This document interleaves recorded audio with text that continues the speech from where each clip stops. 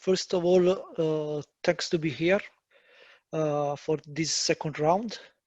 So basically, it's the first meeting of this year, and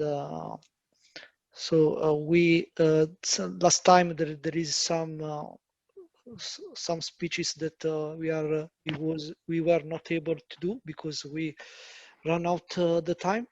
The first things is to start with to close all the point that we not faced last time.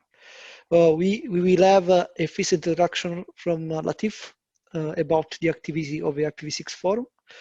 Thanks Latif to support us in everything and also for this second meeting. The second speech will be done from Stefano. He will speak about SRv6 and so which is the state of research and also explaining to us the new future perspective. The third so same with Pietro, we have the opportunity to close the speech that we have done last time because last time also the time was over, so and we stopped it. And then I will close the session with a quick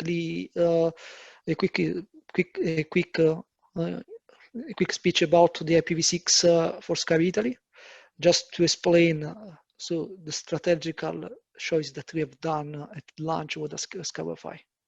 That's all. We can start. Okay. So we'll stop share and the floor is yours, Latif. Yeah. Please. Thank you.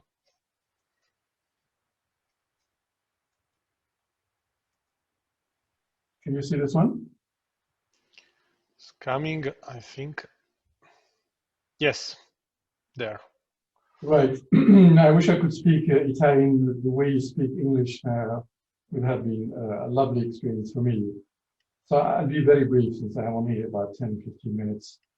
So we started the IPv6 Forum back in 1999.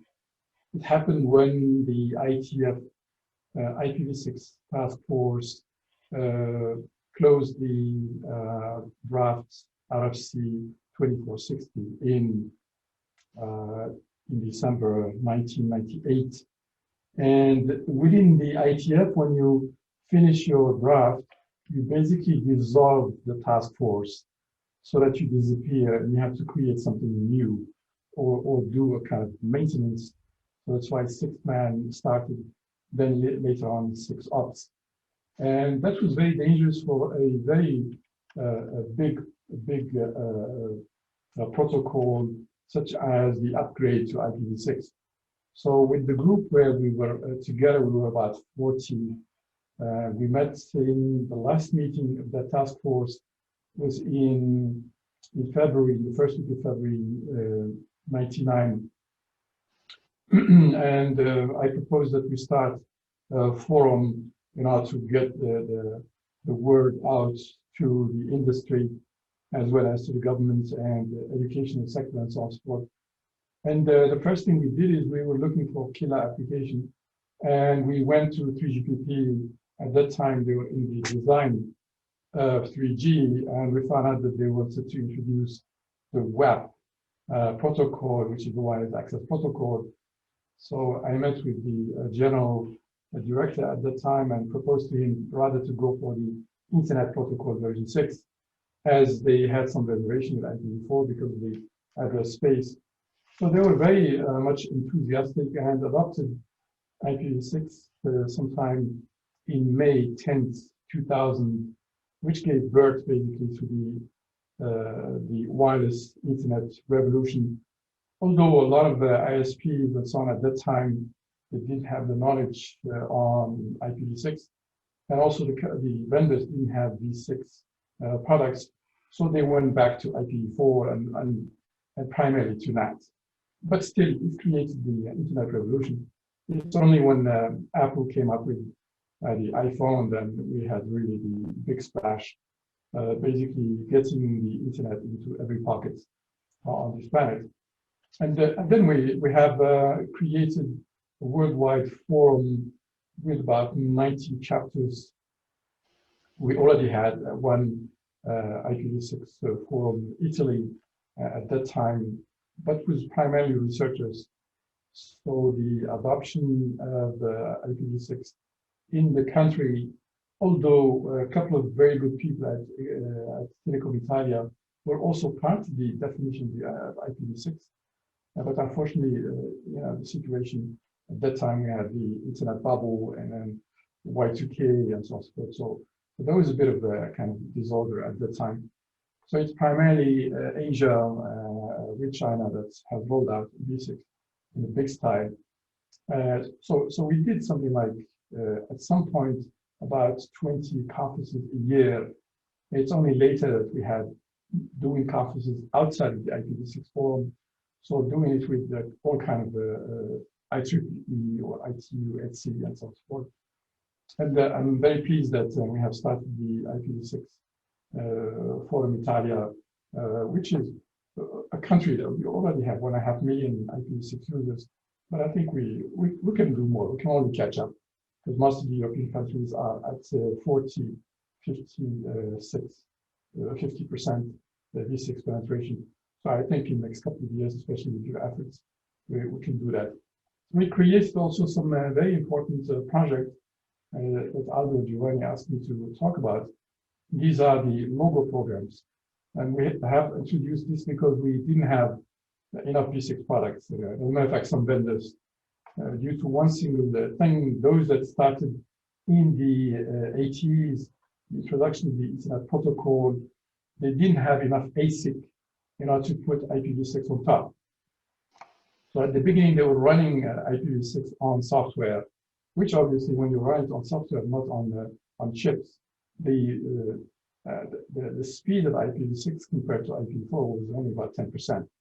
There were only some late vendors that came in, including IPv6 and ASIC, and then they showed exactly the same speed. And it depends on the scenarios.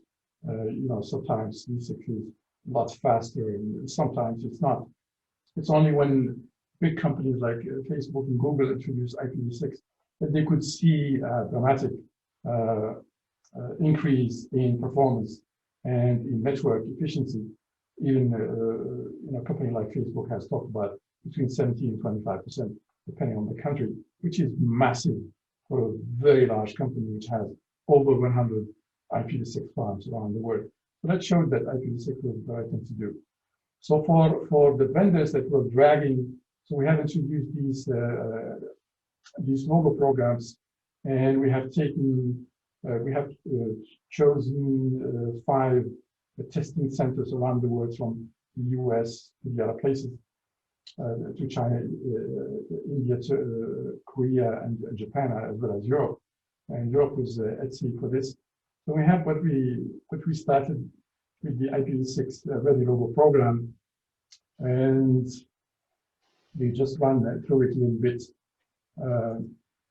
So I have started that program, and I have assigned certain number of co-chairs. So one is from the University of New Hampshire in the US, which is the test lab in the US for all kinds of internet protocols, and they work together with the US government's V6 at NIST, and the two of them, they define basically how the test should be done. So it takes about 1 million lines of code to build that test software. And the same thing was done also in Japan at the beginning, using the TAHI project, which was taken over later on by China. And we run these tests.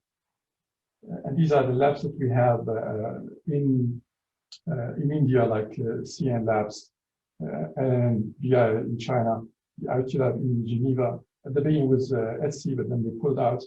But still, there is an ETSI ISG called INT, which is doing the same work, as well as IUL, which is the New Hampshire one, TTA from Korea, and TEC, which is the regulator in India that does also the test for any product that's coming into the country.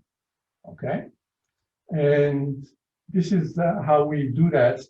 So basically, we get the labs to be approved, and they create an online for all kind of vendors, you know, to join.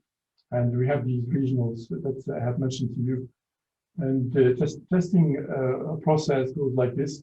So you have the products, they go to the IPv6 lab for testing. So the vendors, they send it. For the simple reason is that we have a simulator with different products from different vendors. And when they put a product with a certain vendor in there, they'll have to test the interoperability with all of these products, not to make sure it's working. So there's no single vendor that hasn't done this, and they still do it up to today. And I'll show you some numbers, how many of these products have been done. So I'll not go into these test specifications.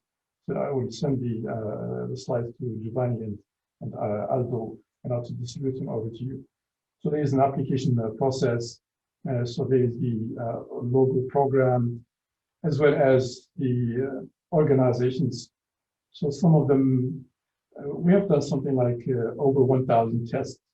And some of the vendors, they have the same test, but they have different products. So when the test is done for one product, then they get the logo to be also put on their different product. And you can see that in the when you buy a product from whoever, from ABC, on the product you find the logo on the box directly.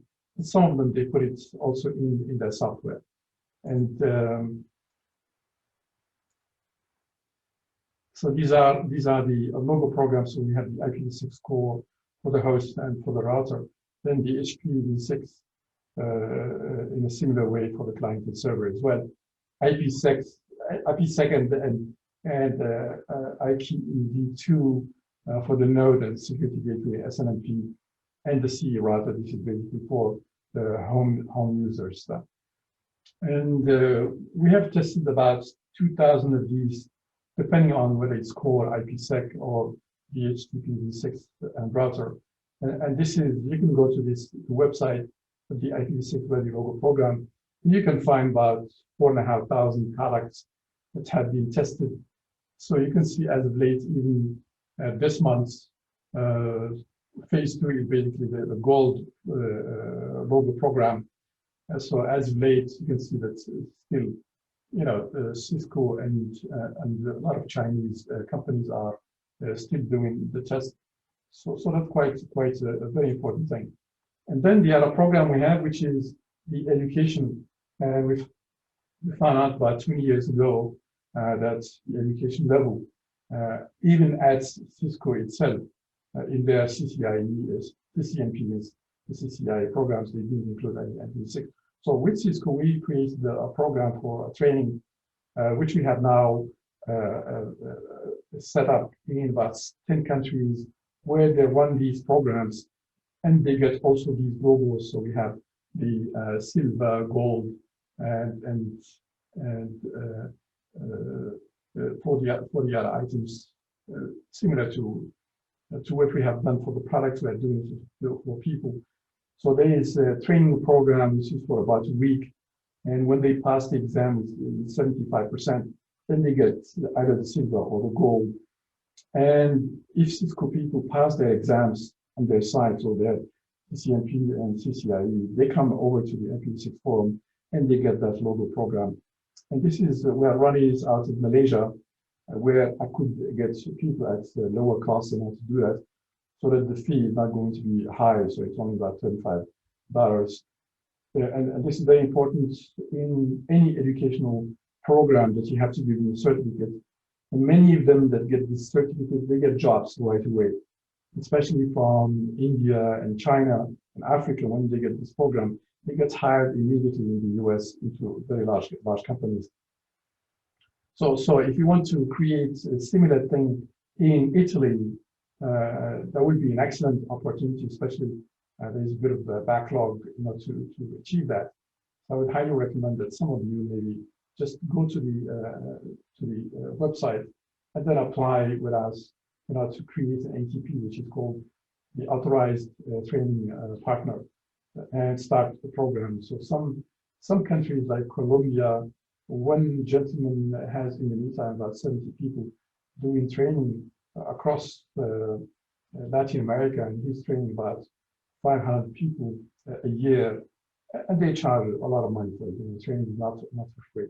So in summary, these programs have been accompanying the deployment of IPv6 and also backup, basically, not only doing conferences and writing RFCs and protocols. We have to do something very material, especially with the various engineers. So this is what I wanted to share with you quickly on this call. Thank you very much.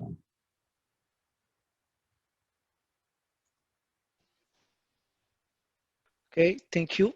Thank you so much. I don't know if there are some quick questions, so that's someone want to do. Okay, thanks a lot, Latif. So we can start with Stefano. Hi, can you hear me? Yes.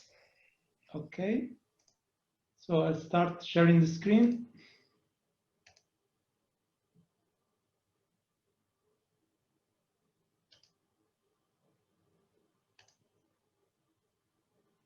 Okay.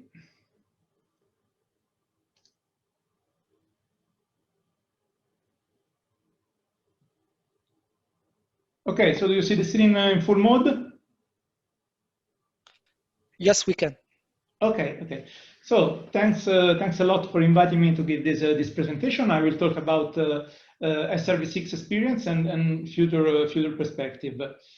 So segment routing on IPv6, or in short SRv6, is a technology that extends the IPv6 data plane. And with this technology, the source node can have a list of segments in the IPv6 header. So this gives rise to a lot of possible services. So we'll have an IPv6 service which becomes very rich can become rich of features of services that can be offered. And in particular, there is something which has been called in the IETF SRv6 network programming model. The idea is that these segments can represent not only waypoints. So I'm not just saying that my packet should cross this node and this node, but it can also give instructions on how a packet needs to be processed in a given node. So this gives the possibility to build complex services using this SRv6 data plane. And the SRv6 standardization is quite recent in the IETF, but there are already several deployments, especially in backbones. So this SRv6 technology can become a technology which used in backbones.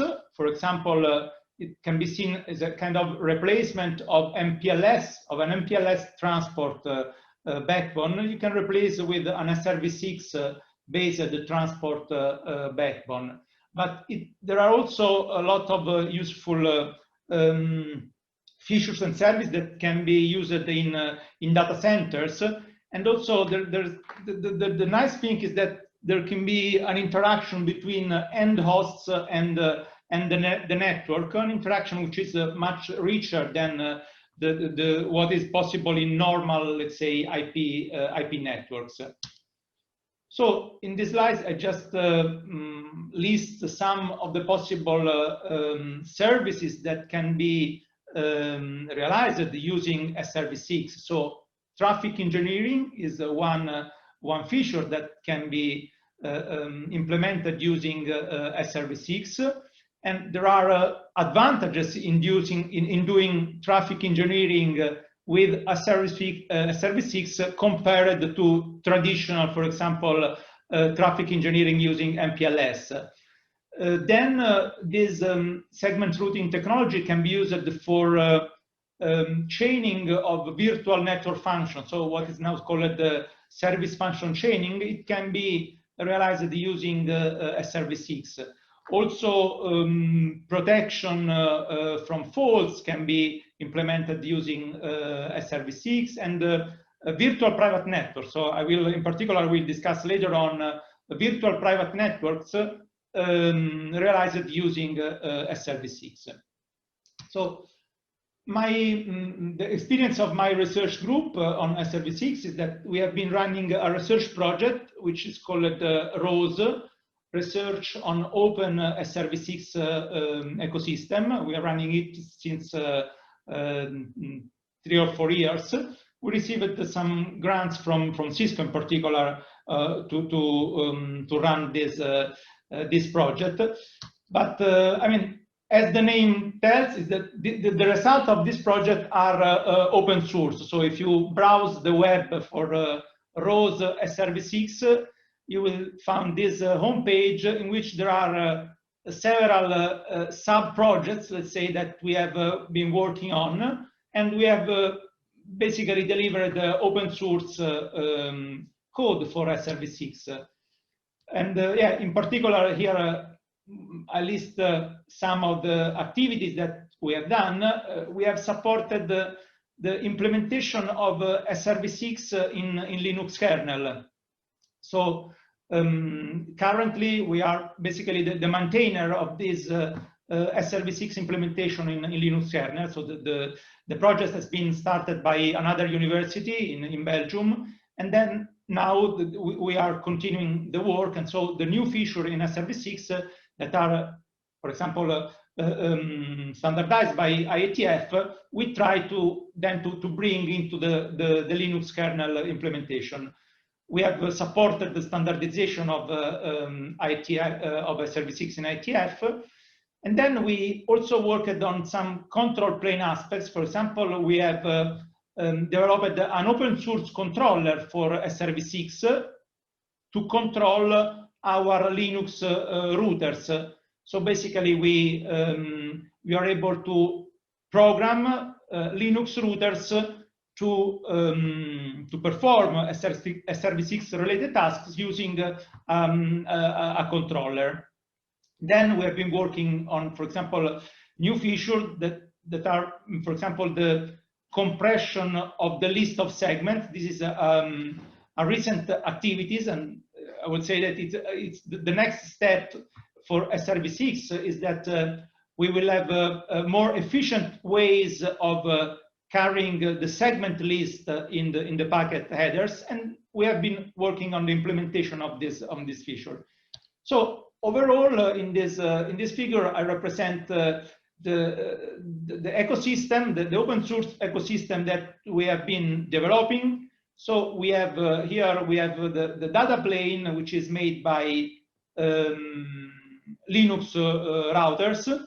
They implement the basic SRv6 functions like encapsulate a packet and put an SRv6 a segment routing header in the packet, and then carry the packet in the network, process the segment routing header, and then decapsulate the packet at the exit of the network.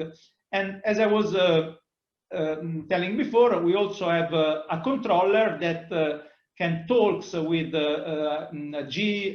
gRPC API to the Linux routers, so we can configure our data plane to support the services. And also we have some other higher layers of orchestration with a web graphical user interface, so we can control our testbeds. And also most of this stuff is packed in an all-in-one virtual machine that you can download, and there is a tutorial that helps you to set up this environment and to start making experiments with the SRv6 infrastructure. And you can find also this the link to this work in the ROSE homepage. Okay, one particular application of SRv6 is the support of virtual private networks, or the more trendy name, it's a software-defined one. So the SRv6 network programming model can be used in software-defined wide area network, and we have implemented an open source prototype of this based on SRv6. And then we have made some experience with this prototype in a project inside the GEANT network, which is the network that interconnects all research networks in Europe. So I'll just give a very quick overview of this everyone architecture. Is the architecture that supports this software-defined one, and in particular it reuses the open source components that I have listed, I have shown you before. So we have a controller node, and the controller talks with software routers we call every edge. So these are Linux software routers that can be installed at the edge of the network, and then we use the controller through a graphical user interface to set up tunnels and build the software-defined one. Stefano, I'm Giovanni speaking, so I'm the moderator. I can do directly the question. Yeah, sure. So yes, step back in your architecture. Just a question about we are using. You said that we are using Linux. The first thing is if the hardware specification is a limit or not, or if you are doing the lookup of the segment ID list in Nextseeder. Also in CPU, not using any hardware. I think not using any hardware in the ASIC. Yeah, this yes. is very good point. The second, yes, because the most of limitation that we are that we have in the market, and so how many labels, how many stacks we can support. So, but it's just not related to segment routing v6 for sure. But also for Web4, the first question. The second question is how many label, how many segment instruction without microseed, because as you said, there is so you are studying also a way to reduce the number of instruction, which is the limit, if there is a limit, or just a POC that we have done, and so just if you reach which is the limit that you have reached. So, yes. Okay. So the we are doing this in software routers, so in Linux-based software. So in this case, of course, we do lookup in the CPU of the routers. That can be also, of course, we can support also good frameworks like DPDK. So that there are good frameworks for doing lookups in software routers, but of course they are not real hardware. You're right. But what we are doing now, we are participating in a project called the Sonic, and Sonic is a project in which they are building a kind of hardware router with a Linux control plane. So basically, it's a community of it's an open source community that has some reference hardware architecture. And then you can create a node that conforms to Sonic architecture and putting your own switching chip, basically. So there are vendors that are interested in making white boxes, or also boxes from given vendors with switching chips that then are using the Linux control plane. So we are working also on this topic, and this will bring the next step. You will bring it also in backbones. Currently, we can use it at the edge of the network. So whenever you have a data center where you have a server, basically, and then you are doing some encapsulation in the server, I think that it's okay doing it with Linux, with a software implementation. Of course, if you really want to go into a box which is in the backbone, you need the hardware. So. And there was also a second question. Second question is so how is the limit that you? Okay, that's good. Okay, yeah. Now, in a software implementation, basically we have no strong limit, so we are able to do, for example, 10 or 15 segments. That's okay in Linux. The problem, of course, when you want to do it on an hardware chip, then you start having a problem because the maximum size of the header that is processed in the chip, of course, it's limited. So this is the strongest, the greatest limitation is that you cannot have a very long header to be parsed by hardware. And in that case, of course, the seed compression is the solution, and that's the next step on which we are working. Okay, thank you. Thank you for the question. So yes, so this is I would say the open source solution for doing SD-WAN, and in this case, of course, we have no strong limitation because we are doing it external from the backbone. So the idea of this is that you are, I mean, we did it in our university, so we have a server that on our server we run the border router, and in this case we build the tunnel without a direct support from the operator backbone. So we are just an overlay over an IPv6 transit that is offered by the operator. And in this case, we can, let's say, process packets up to the capacity of a Linux node, which is in the order of 1 million packets per second. That's the order of processing of a single core in a Linux server.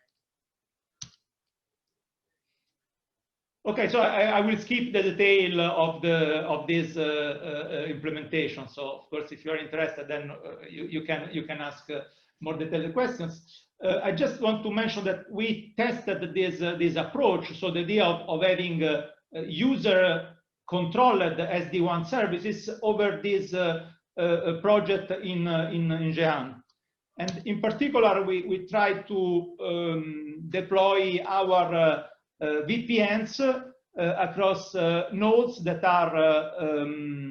were located here and there in Europe, mostly in other university or in data centers of other national research networks.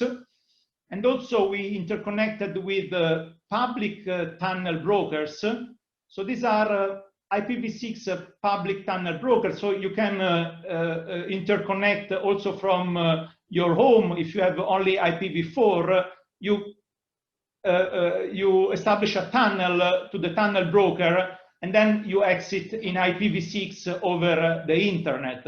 So in this case, we used a tunnel broker in Frankfurt and a tunnel broker in Paris. And so we started our IPv6 tunnels also from these tunnel brokers. So what we wanted to try is that can we support a VPN based on SRv6 going on the regular IP networks provided by Gebrehiwot, but also by other public operators. And the simple answer is yes, from the point of view of the backbones. So actually, we did not find obstacles in the backbone because the backbones are just transporting our IPv6 service packets, and they were also transporting our SRv6 packets. So at least they were not dropping our SRv6 packets carried over the public backbones. The problem that we faced were in all the different access networks. So there we had a lot of problems. So we called it end-to-end IPv6 transparency problem. And we have problems because some access sites allowed only certain packets through the firewall. So for example, a plain IPv6 packet may be able to cross, but when we tried with our encapsulation that are needed to support this, we were blocked in the access network. So this is a first problem that we have to face if we want to cross access network of corporate. A university network is just like a corporate network where there are corporate firewalls, and so we need to, of course, discuss with the administrator of the firewalls if you want to our packets to cross. And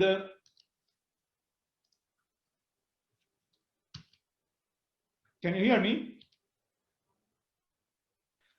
Yes, yes, we can. Yes. Yeah, because there is a problem in the screen that was a little bit frozen. Okay, yeah. The second type of problem, it's still related to IPv6 transparency, is the type of addressing. So we'd like to have at least a /64 prefix, because then we need the host part, let's say, to put some SRv6 information.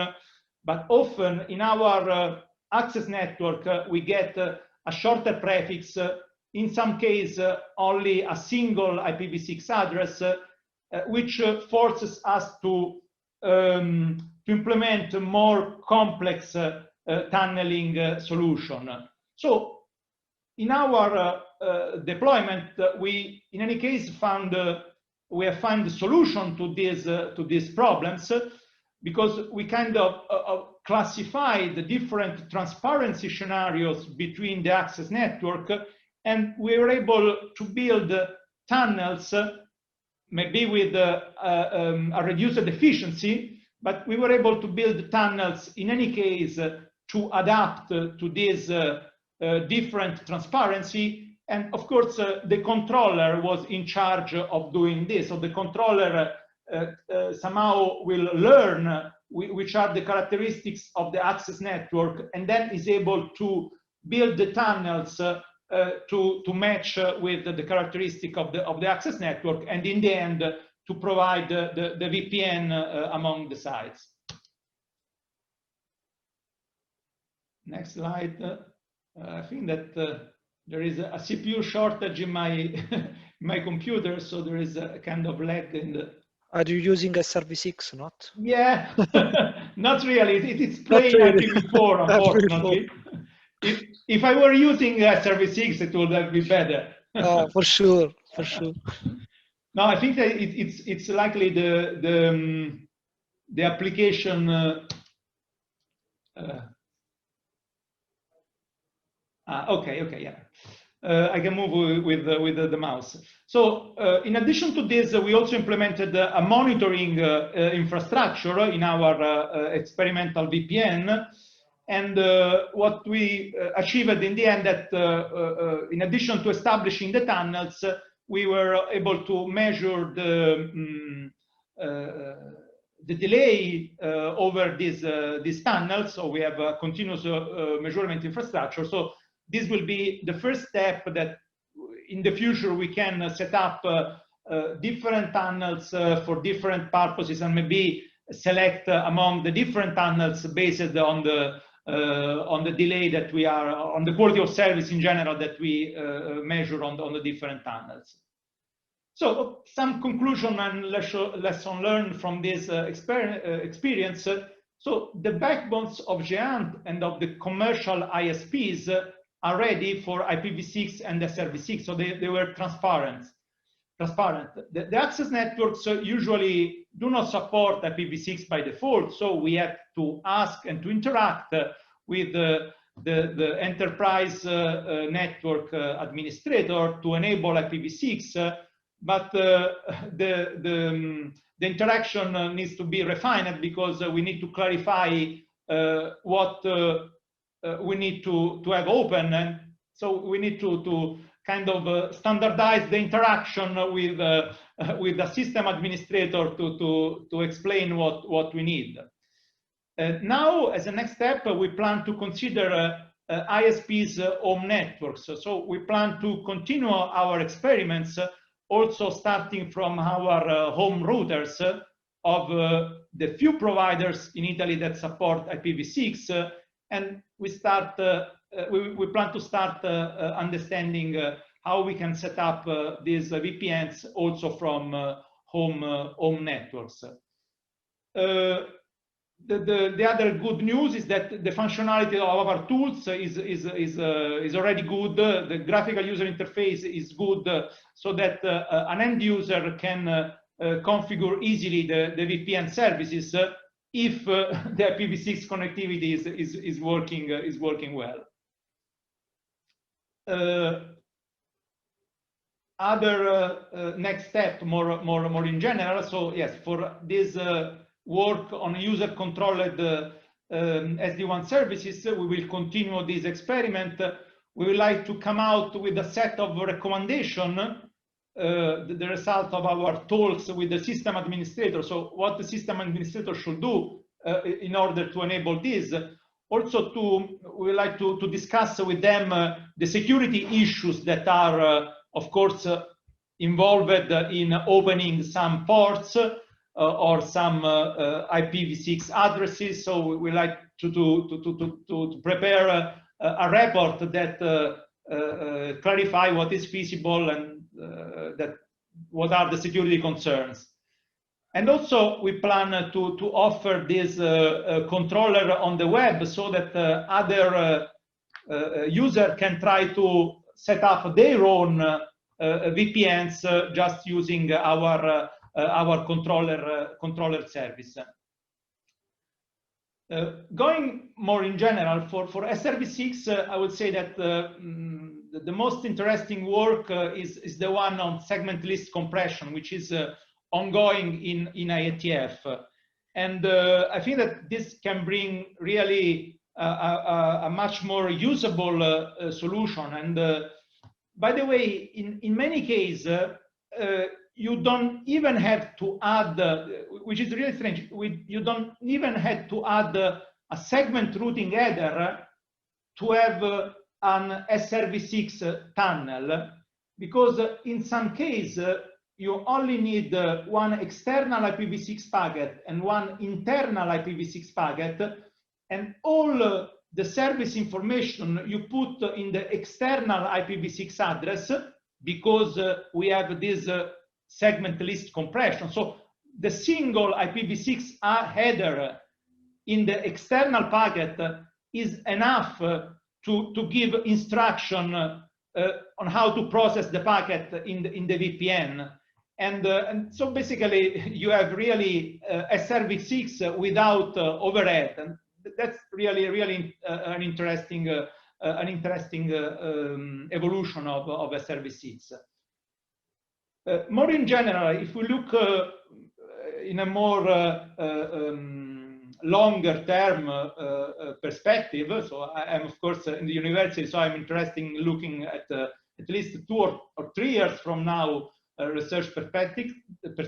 There are a discussion on how IPv6 in general can be extended,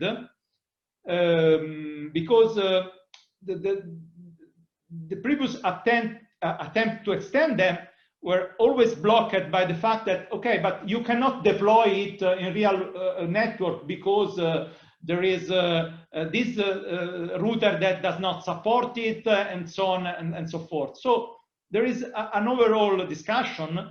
I think that we can also make, in some cases, some work in a longer term perspective, that we can also define something that cannot be deployed tomorrow or today, but maybe it can be deployed in the next generation of backbone in 2 or 3 years. And in this respect, I've worked on a proposal which is called extensible in-band processing, and this will be presented in the next IRTF COIN research group interim meeting. So this is the link to my presentation that I will present in the next interim meeting. I think it's in next February. So if you're interested in this, you can contact me, and I will share further information about this. So I think that's all. if you have questions, I am happy to answer.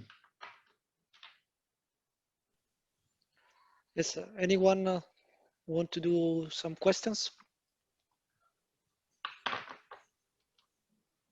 So I think that it was very interesting presentation. So I'm very interested in the point because so just to close because we have maybe a couple of meetings to close. Just the how many labels, because now we are able to deploy VPNv6 with the segment routing as data plane. The big challenge is to provide the traffic engineering on top. So using the capability, because now, so the header, the label that we are using, it's a very huge. Yes. Yes, it's also for locator, but as you said, so is a capability of IPv6. We're using more length. We have more. We have a way to codify the information in a better way. Is another. I think that is another good point for the future for IPv6, because also for data center perspective, having a way to steer traffic based on the application level, but also for the company could be for SD1. It's a good point, as you talked about before, Yeah. so, but also for a big ISP in order to steer traffic for some links on other links based on the application. It's a good point. Maybe Aldo is working on ITF, and we can do next speech for compressing our routing header, Aldo, or not? Yeah, no, for sure someone is working on that. Not me in person, but yes, okay, is hot topic. Okay, thank you, Stefano. If there is some question, no question, we will move to Abram. That he will speak about the research activities, the map tool. Okay, I have not prepared a new presentation. It is my previous presentation. Exactly, yes, close your presentation, exactly, yes. Yes, so what do you want me to start with? So that I can be precise, because I don't want to start again and then spend all the time on repeating what I have already said. But yes, maybe I can do it again. Yes, maybe it's for my point. I don't know the other people in the audience. So I was interested just to quickly, because we have no time, in the tool, because I think that is it was a very interesting point. The tool. The tool, you want to see the tool I presented? Okay. Yes, and also I don't remember I remember in what point you stopped. Maybe just a quick. Okay, I show you the monitoring tool that we have developed here at Pisa, and if that is what you mean, and it's okay. Otherwise, you stop me, okay? Okay, tool is okay. Okay, because I don't want to, in 15 minutes, I cannot repeat all what I have. Of course. I just concentrate on what you are interested on. Okay, let me share my screen. And then here, share. Okay, I don't know if you see. Yes, I can. Okay, okay, I want to see also the whole screen for me, because I have to edit. Okay, this is a tool that we developed. We call it 6.1, but this is the older version. We have a newer version which is more fancy and more graphic. But I prefer to show you this because it is easier to present. Okay. When you log in, you see this page.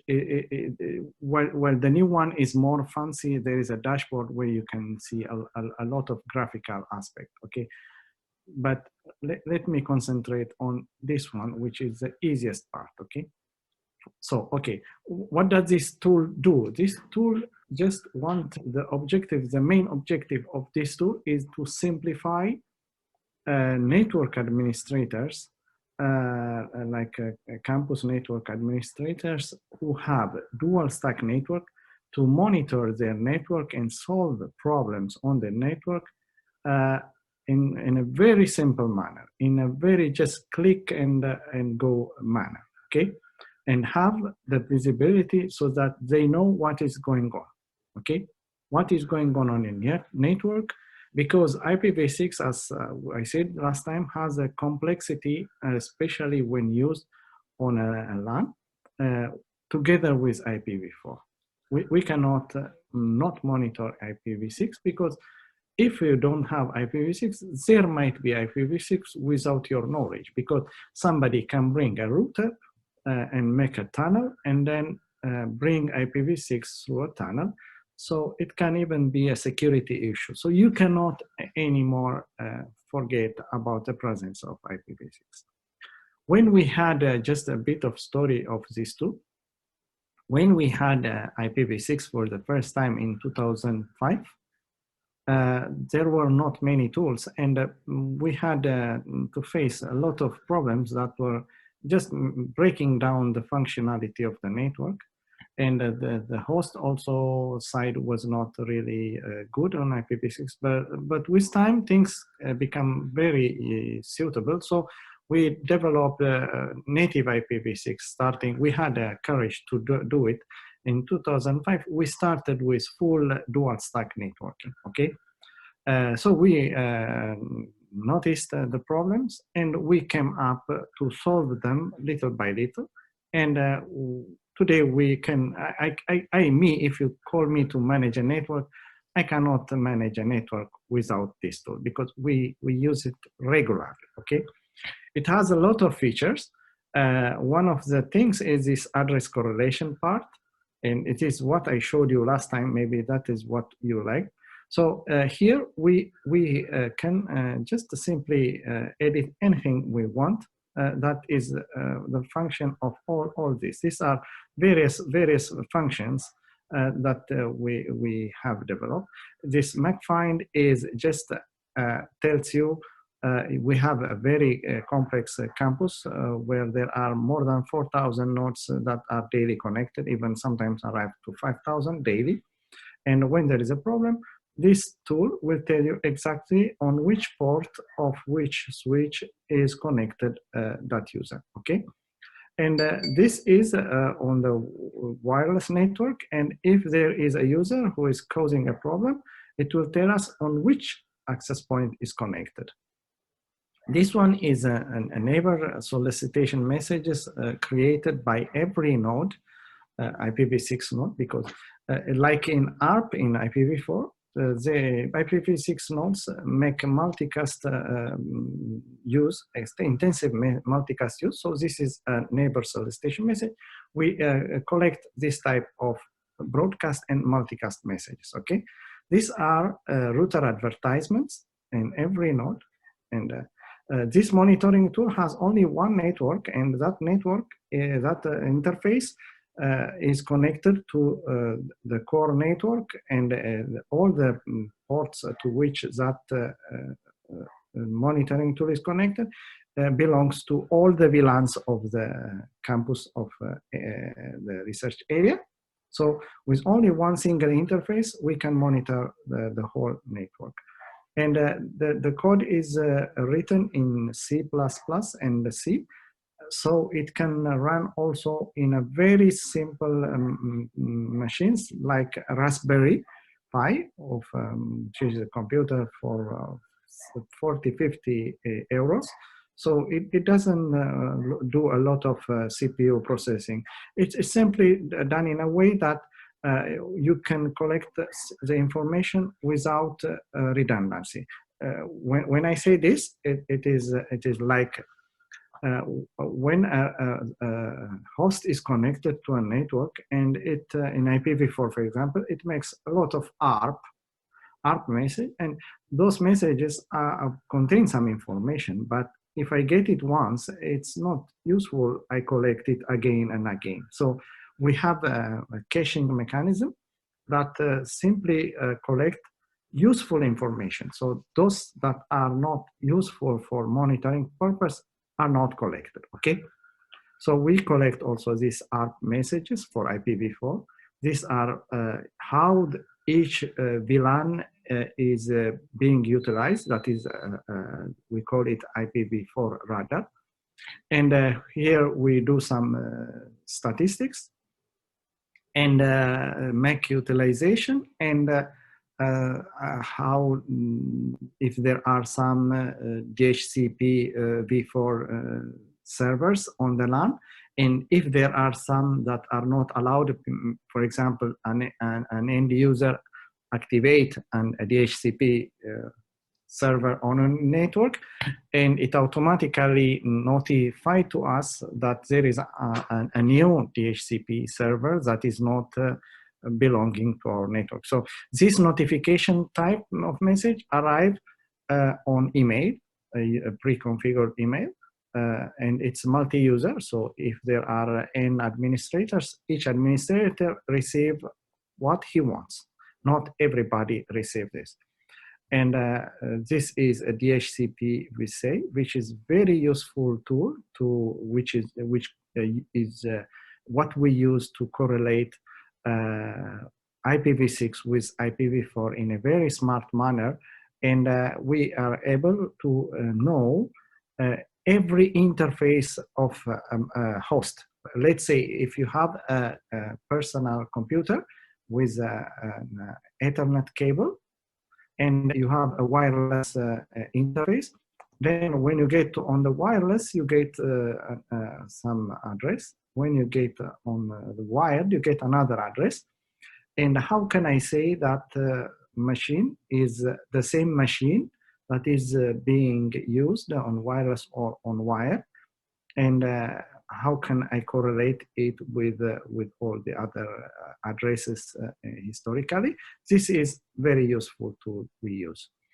And also we do some radius accounting, especially for users that are wireless. We do authentication, so we can even know the name of the person that is causing the problem. Okay, many times with this sort of complex correlation, I can even know the name of the person who is causing the problem. So let me go back to the demo, okay?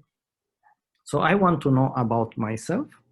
This tool collect a lot of information, can give a lot of information. So privacy issues are also, so you have to use it only for utilization or not for breaking privacy of users.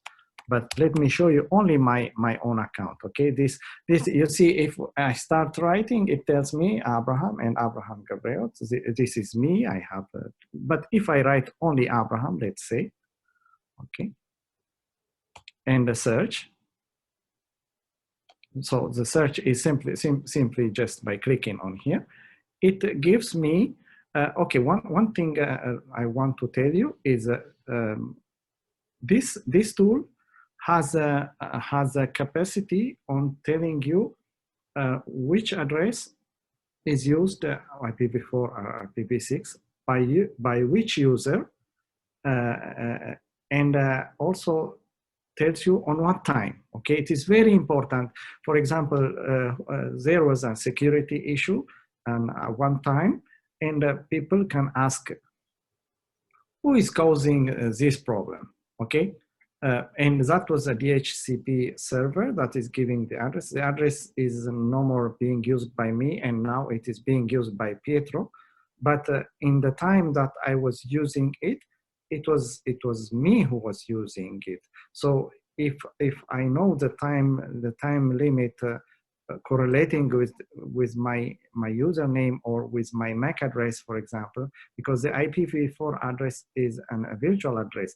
But if I correlate it with my device in somehow and with the username in somehow, then I can tell it is me, not Pietro. But if it was Pietro, the range of the time also is another issue. So this is also very useful feature. And if the address is being used, I told you before, we collect only useful information. Until the time I am using it, this address is going to be on my name, okay?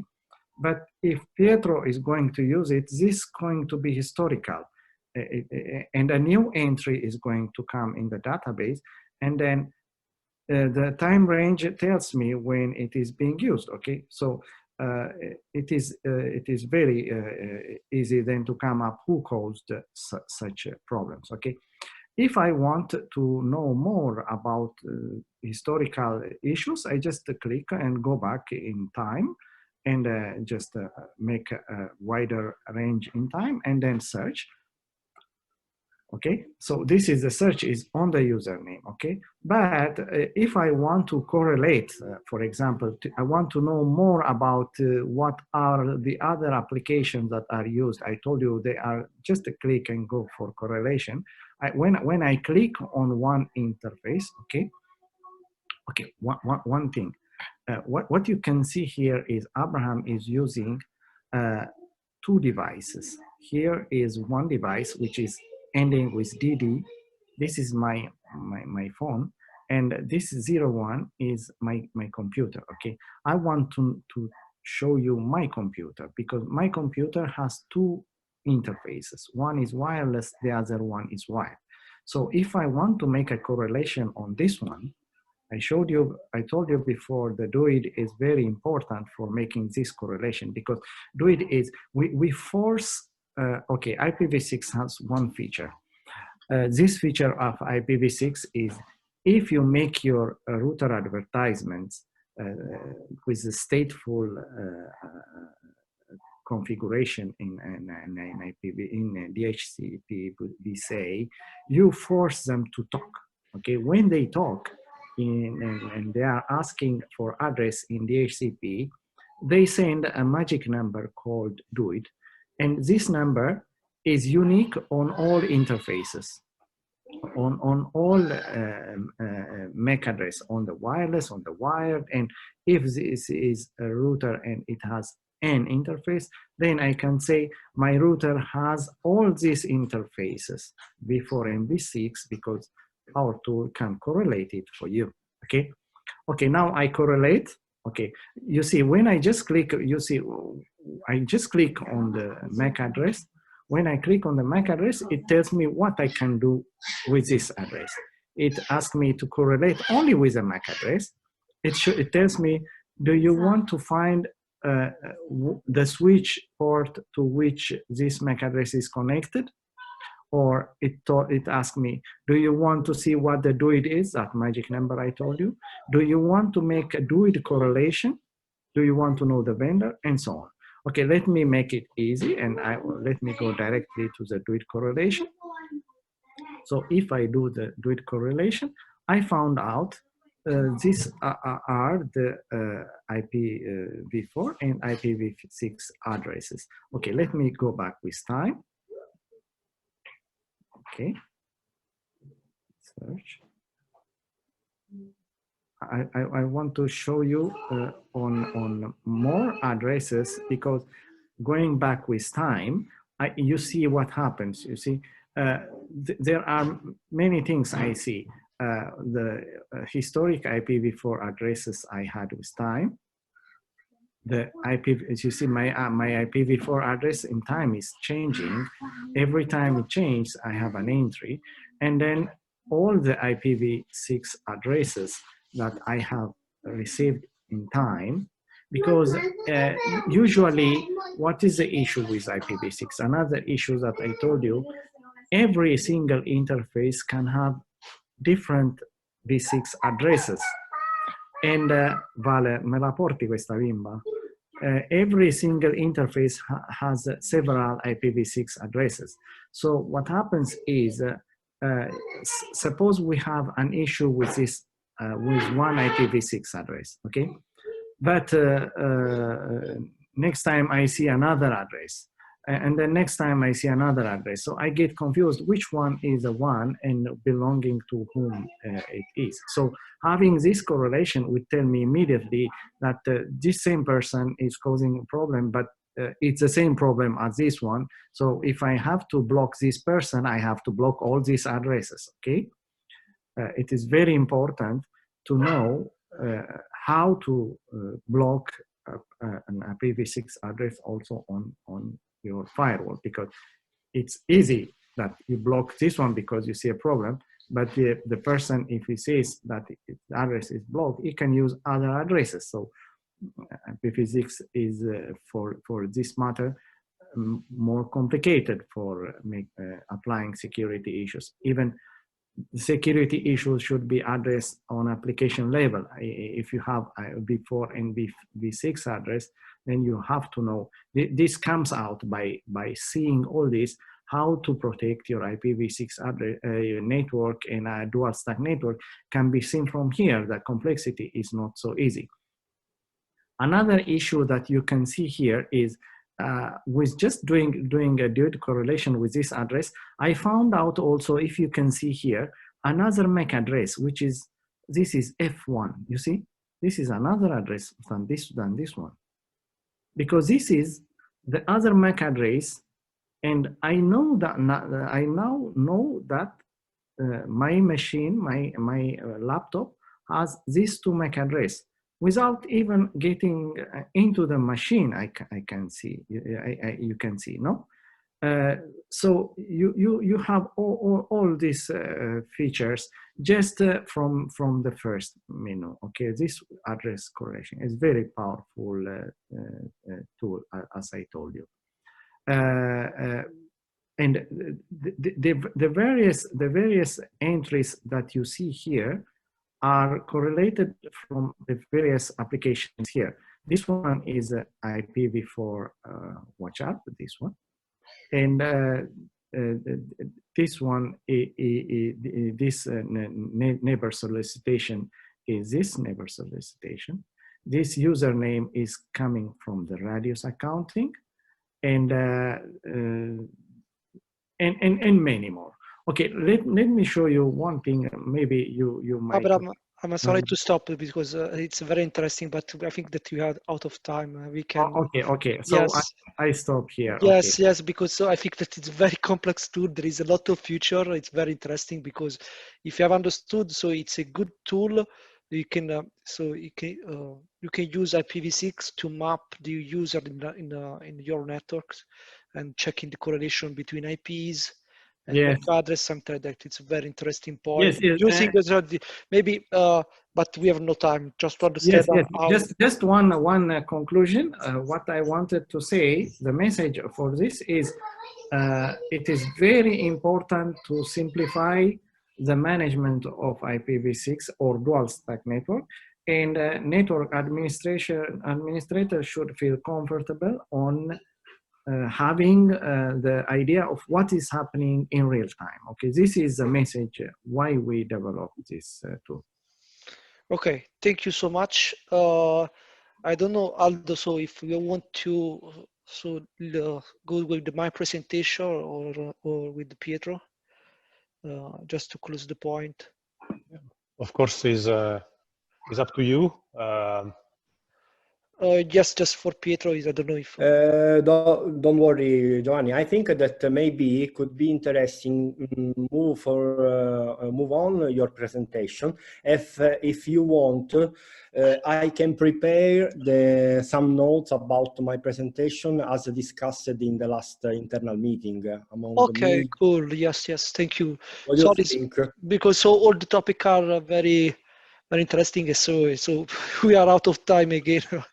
But also because I think that could be an interesting idea, because my presentation is not has not deep technical aspects about IPv6, but is a way how to use IPv6 to get some advantages in other technologies like the AI-based services for communication and networking, as discussed with Abram in other internal meeting, because my expertise is on the AI algorithm.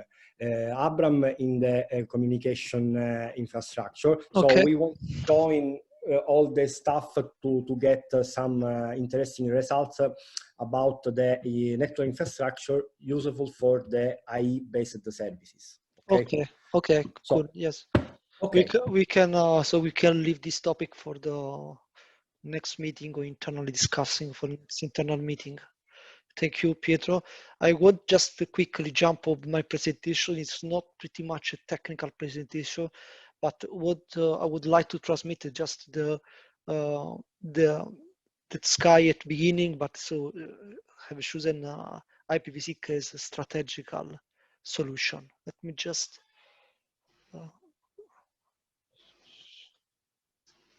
no, it's not correct, this one. So can you see my screen? Yes, yes. Okay, so maybe we can jump about me. So I'm never bited the cable, but so it's not pretty much, as I said, the technical presentation. So, but just want to transmit, would like to transmit that IPv6 was a strategic view for Sky Italy, the Sky Group, because so is for sure where the Sky Wi-Fi was born in 2020.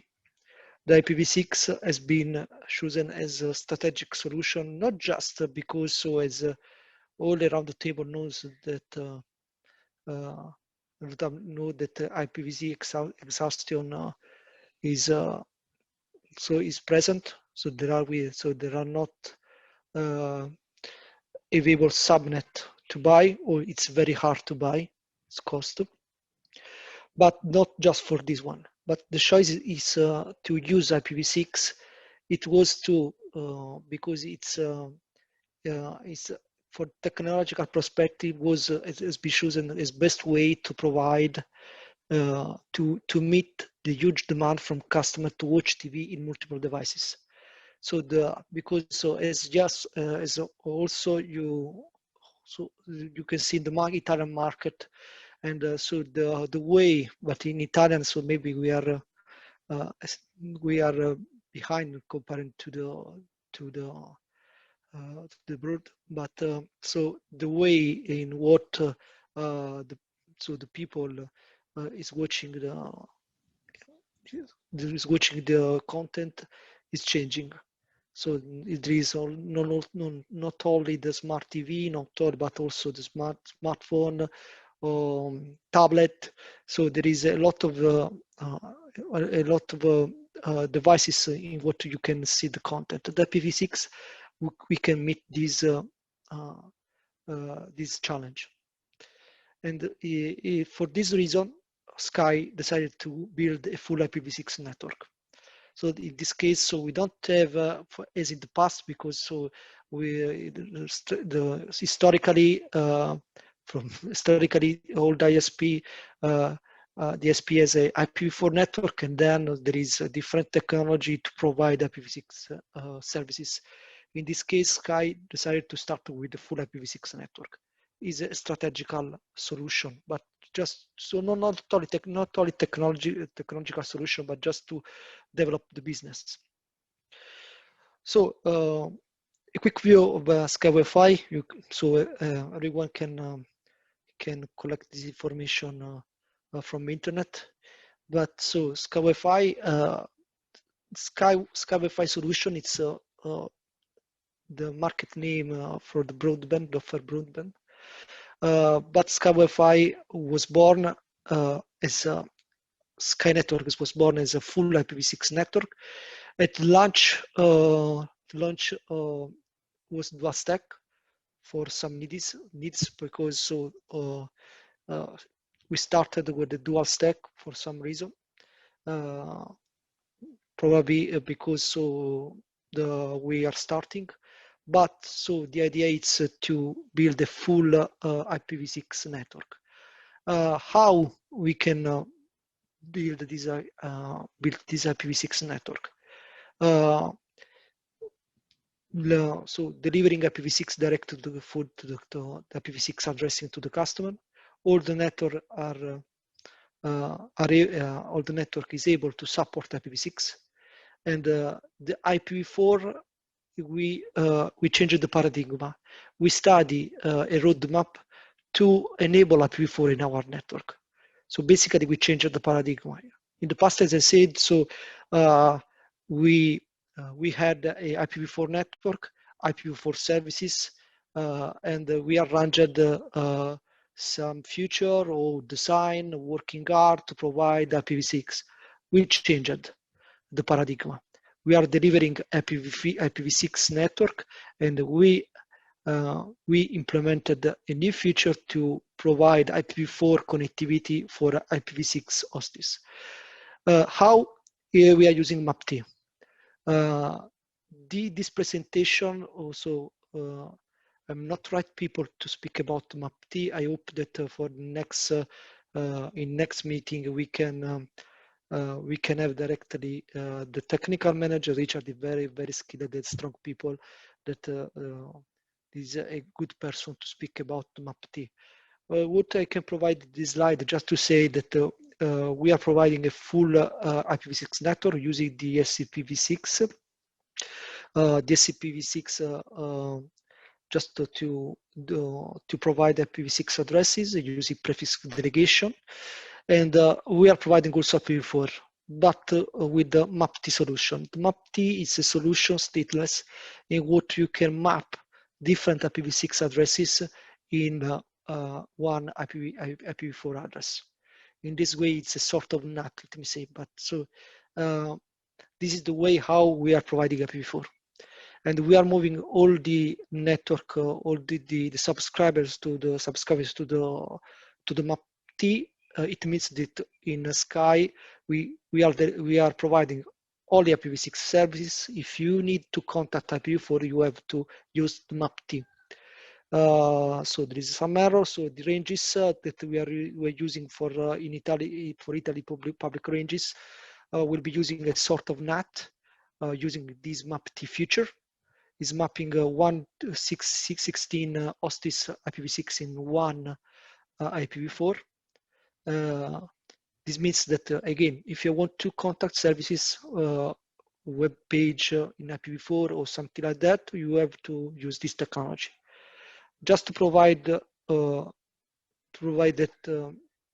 to you that we are using IPv6, and IPv4 is a functionality, but with MAPT we so changed the paradigm. This is the future, the midst of future. We are using DSC-IPv6 using MAPT for connectivity IPv4. We decommissioned DSC-IPv4 using MAPT with the sort of map with this ratio, and delivered by prefix delegation /48 using a state-related auto configuration for the LAN. So we are pointing to IPv6.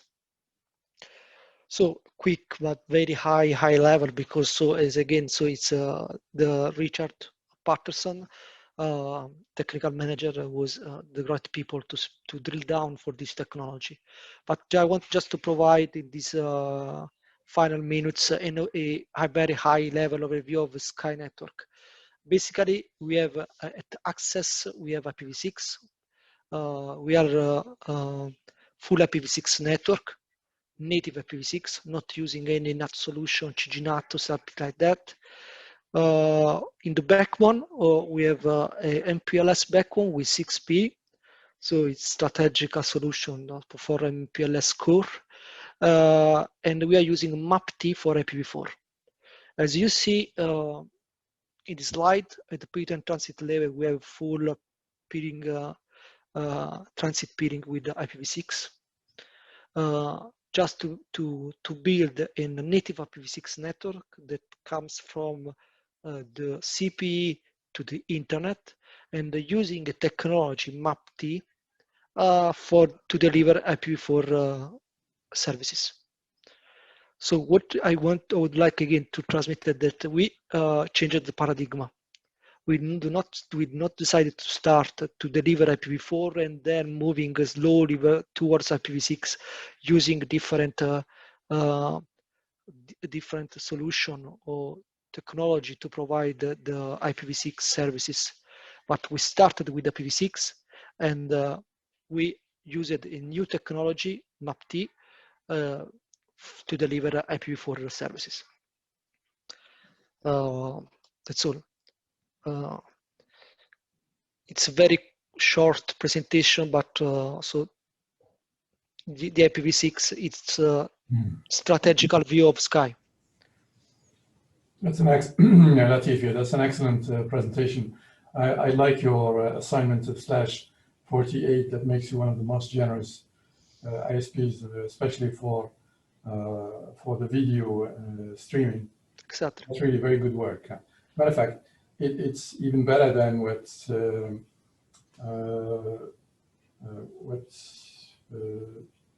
telecom in the US and even Reliance Jio, which has 360 million IPv6 users in India. Okay, good.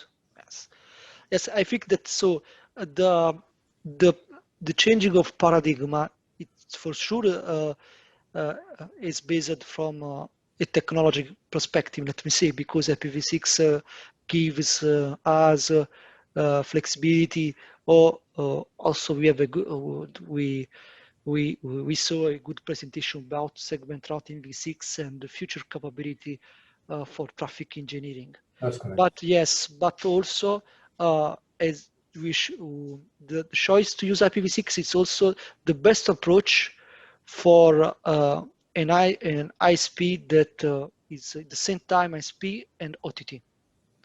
Because now, but the DAZN, but also I think for the other content, we don't have just one way to see a content. We have different way. The subscribers have a different devices in what we can see the content, different experience. Let me say. Yeah. The best approach to develop this business is to use IPv6 and not IPv4. Matter of fact, one of the major approach that you have is that the fallback would be on IPv6. Exactly. It's very difficult to do it when you have IPv4. So it's a lot tougher to have v4 as a base. Add v6, you will not get the fallback on IPv6 that simply. Yes, exactly. So for sure, for a point of view of costing, you save cost. Yeah. But also for the capability for the future, the 5G FWA network and the internet so the capability to provide the internet everywhere. Yes. Yeah. Yes. It's not possible. Yes, it's not possible with IPv4. IPv6 becomes a good technology choice to provide content for the future. Especially with the heavy streaming for football and so on. So you'll be able to use SRv6 down the road, to Exactly. Just for the future, but also I'm working. I work in the core network.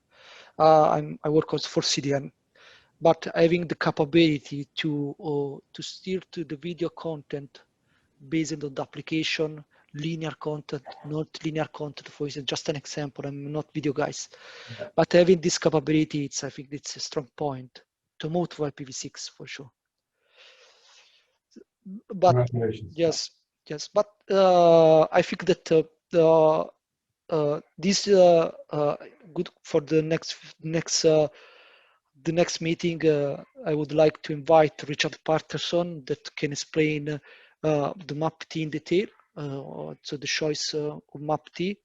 This new paradigm, starting with IPv6 and thinking about how we can deploy IPv4, because IPv4 so is still in place, and we have to provide IPv4 for our customer.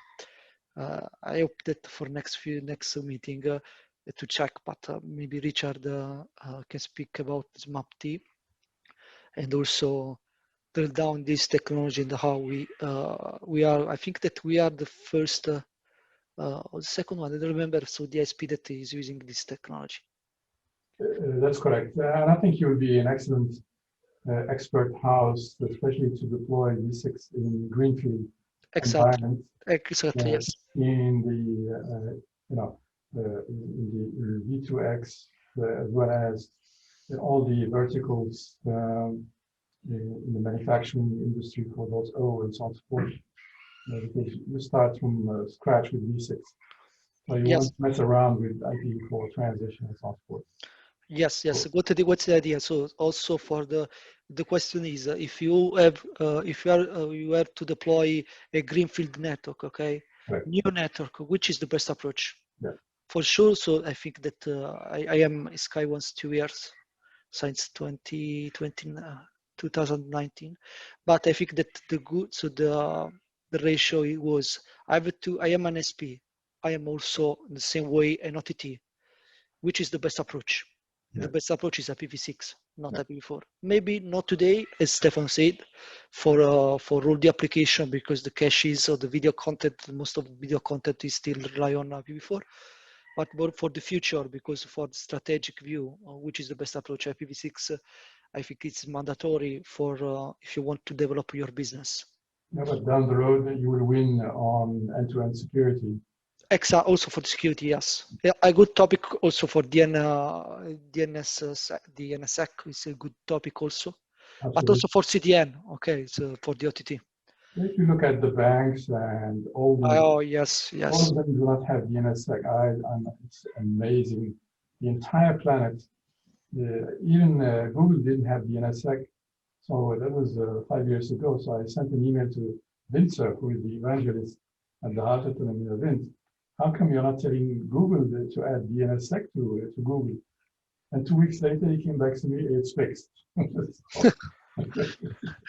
Yes, I think for the future DNSSEC, it's so I think it's the only approach for DNS. Yes. And if it's just for IPv6. Correct. Yes.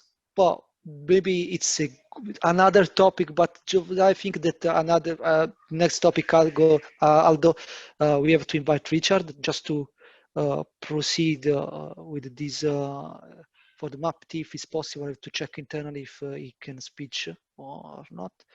And another topic is Brett's topic about security, because Latif, it's there is a lot of discussion about security between if it's better IPv6 or IPv4.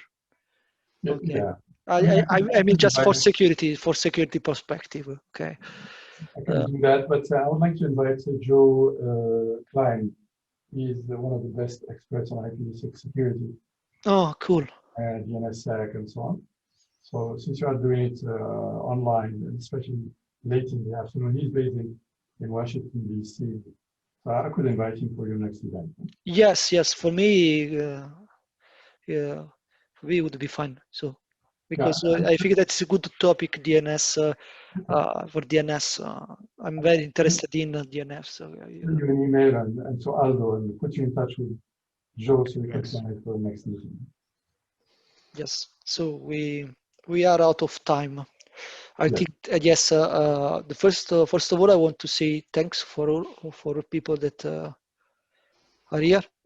Thanks so much for your very good presentation. Very clear. And also for the people, for the audience. I think that we have also a topic for the next meeting. Invite for DNSSEC and also MAPT, related topic. I could maybe talk about IPv6 and blockchain and how you can use blockchain in Bitcoin. I could do a presentation on this one, 15 minutes if you wish. Yes. Okay. Thank you. Thank you. Okay. Anyone some question or so want to say something? So impression or some impression about the thing. Say Aldo. I just want to add that, of course, so any proposal from the floor for presentation, so exactly. We will schedule according to the request, but of course we are open for any presentation or any request even for additional topic. This is always open in our chat, and proposal are welcome. So in any case, it's good to let's say have more let's say offer than let's say available slot. So means there is interest. So. Yes, I've just I want to involve also Roberto Canonico for Federico II. You said to me by mail that so you are struggling to invite the students. I think that so another topic could be invite the students, Italy students for the university. Unfortunately, it's not possible to arrange to go directly to university because of pandemic. But I think that I would like so a way to involve the guys in junior engineer. Of course, they can also connect directly. You can send the invite, and they can join the link. How much can we scale here? Oh, I think is quite big. I think 200. Okay. So, yeah, it's quite enough. For the future, yes, we'll consider. Yes. So yes, I studied in Federico II. I'm very happy to involve students. Okay. Okay. Thank you so much. So if anyone has an idea or suggestion, can share offline, or so if you I have another couple of minutes I have. So if you want to discuss something available, so any. I just wanted to say that the choice of Sky is very good. Okay, and thank you. It's good to see that you get into courage to do this choice, and I hope you give also some lesson to others, and it is really good to hear for the first time a big operator taking this adventure in Italy. Yes, thank you, but not for me, but for the engineer that designed the network. But so I don't have this ambition to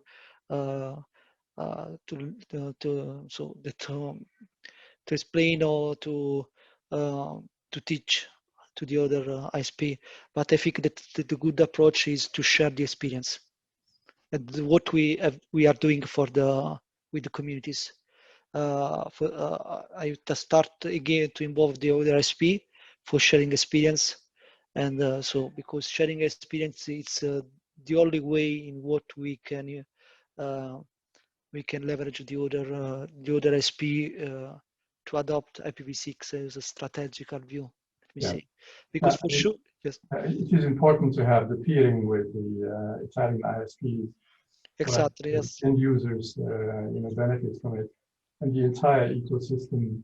We can propel Italy to the same level as your neighbors like France and Germany. Germany is already at 60% penetration, and Sky has really pumped up the UK by starting IPv6. So BT basically, in a positive way, made BT jealous. That's why they have also done V6, not to lose all their market to Sky. But this is how the internet functions. So you have to get everyone to join. There is no formula. The only thing is you have to get success stories to be seen by the other guys, because most of the time, the technical people really understand technology, but the management in the meantime is no more technical. So they have to hear success stories somewhere, and then they make them awake. Then they ask you guys, how come you didn't tell us about this? And the guys, we've been telling you this for the last 10, 20 years, but you never listen because they don't understand technology. Most of them have done rather MBA instead of engineering or computer science. And this is the problem with the current ISPs. They are run by business people and no more run by technical people. So this is where your activity is fundamental, to get the voice everywhere. Yes, I agree with your point. So because I think that the technical guys can propose everything, but then the business drive everything. Okay. Right. Yes. So I think that I try to say now, just for my experience, because for sure, so I am old guy, but I was youngest guy. But I think that speaking with people, sharing experience, speaking with Richard and the other guys at management level, what I have understood that IPv6 it was a solution to improve the business. This is what you said before. So because we are matching this to this point, technical guys, and also I think the business understand that the potentiality of IPv6. Probably also, let's say, the greedy choice of, let's say, having always the less costly solution could lead in the future to an hard swap, the necessity of hard swap towards IPv6, and that would be very, very costly at that point when you are really Yes. forced to do Yes. it. So Yes. Yeah, I endorse that. That's a very good closing topic. Indeed, in Myanmar, it really increases network efficiency as well as network upgrades and deployments, and be open to new opportunities, and they're coming from all kind of areas. So you would expect 5G, 6G, and so on to be deployed in large scale everywhere. And you need address space for it, but also you need new features. So congratulations for, you know, more or less simulating what Sky has done in the UK to repeat it in Italy. And I think you are leading the camp there. So, Yeah, yes, I think when you have a successful solution or story, you can repeat everywhere. that's correct. Yes, but again, so also I'm happy to understand that for in the university we have a perception that the IPv6 it's the future also for the research. I Yeah. think it's a good point, and I'm happy because it means that the Italian guys in the research institute is working fine. I'm happy for also for this presentation. Yeah, as a matter of fact, the research networks across Europe, we have implemented the first project called 6net, where we have put IPv6 in all of the national research networks, and the Italian was also part of it. So in Italy, the backbone of the research institute is V6, but the universities have not deployed it, so they don't connect. Yes, I think that I don't know for the other countries. One of the problem of Italy that so we have two different worlds. So the enterprises, ISP, and researches, yeah. And we are not able to link them. Yeah. Yes, this is the problem, I think, because it's for sure it's two different worlds, because the research has been driven from from other factors, let me say, but so we have to work together. Yes, because working together we can do the better for the country. I'll give you 2 years and you will reach 50% penetration. That's what I've seen in the other countries. It was even faster in the UK. If you get 4 or 5 ISPs to join, then that's 50%. So it's pretty easy, especially when they know your success story and you claim there are no glitches and so on. And you have to be very careful in planning it, in doing proper address planning and so on and so forth. When that thing is understood by the other ISPs, then they will do it. So there is a bit of lack of best practice. I really appreciate that you are doing this event in English, but the majority speak Italian. So we have to get the documentation in Italian for these ISPs, technical guys, as well as the management. Yes, of course. That's one of the handicaps. We had the same problem in France and Germany, so we had to put everything in French and everything in German, and the same thing in the other country. Yes, maybe Europe, because maybe in the USA maybe it's different, but so I think that we have to work together. Yeah. Because so it's not this the case, but there is a startup that want to implement, because it was very threatening for me, the solution that presented Stefano. If you have a startup you want to implement a router not just based on ASIC but just based on CPU, because so maybe if you have to deploy services doing some so just look, so watching distraction, maybe the CPU the CPU and RAM is maybe have a CPU on no CPU on board, and with ASIC it's the best solution for the enterprise, not just the ASIC.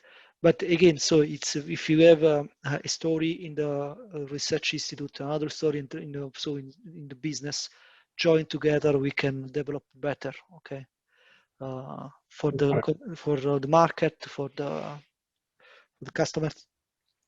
I think just one idea that I always had is this. It's not that the fact that IPv6 is being implemented on your networks that impressed me. What impressed me is management choice and your strategic choice of making that as a solution.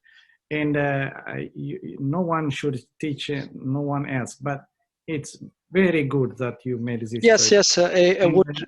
Yes, thank you. That is the main issue, but then technically you can do it. But if there is no support from the management, even in the universities, someone mentioned Italian universities are not connected in IPv6.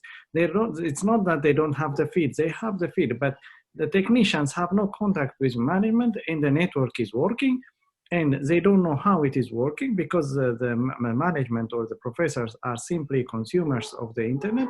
They just go to some site they want to connect, and for them, it's not an issue, IPv6 or IPv4 or the complexity that is behind or how it is working, that doesn't matter for them. But there should be a connection with the management on making this type of choice. So your choice is that makes your choice a winning choice respect to other choices. Yes, thanks, Abram. Not for me, because for the people that I hope that for the next meeting will be you can meet Richard Patterson, our technical manager. That is a key guy what proposed to use MapT, and I think that it's worth to invite him. You can touch with your hand. So. So what has been the feeling that that Giovanni, I hear you very low. Yeah, sorry, can you hear me? Still a bit low. Okay, so I don't know why. Let me just check. Yes, Giovanni, I think that you have a problem with your microphone. Problem. Sorry guys. Let me just check the